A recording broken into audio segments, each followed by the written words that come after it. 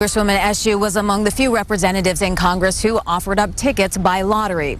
So just what will Pope Francis talk about tomorrow? We did check in with theologians at St. Mary's College in Moraga, who believe he'll likely encourage the U.S. to adopt the themes of his papacy.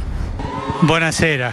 From the moment Pope Francis made his first public appearance at St. Peter's Square, there were signs this pope is different from his predecessors. You see the clothes he wears, and there's pictures that have been shown where his collar's fraying or his hymns that never would have happened in some previous popes. Even the name he chose, Francis, was a surprise. St. Francis is the patron saint of animals and the environment. He worked tirelessly on behalf of the poor. Pope Francis hasn't yet addressed the American church in the way that Americans think. The most powerful Catholic in Congress, Republican House Speaker John Boehner, invited Pope Francis to speak to Congress. In his universal message to America and also to the world is looking at the future, and he's looking at the good of young people and what's best for them.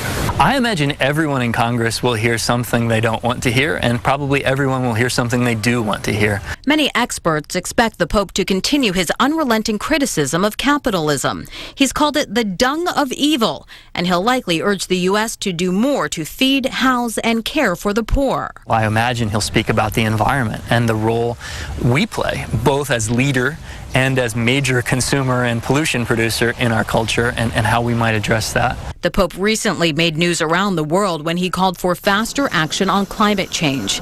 In a major policy statement, he said, "Climate change is a global problem with grave implications, environmental, social, economic, political, and for the distribution of goods."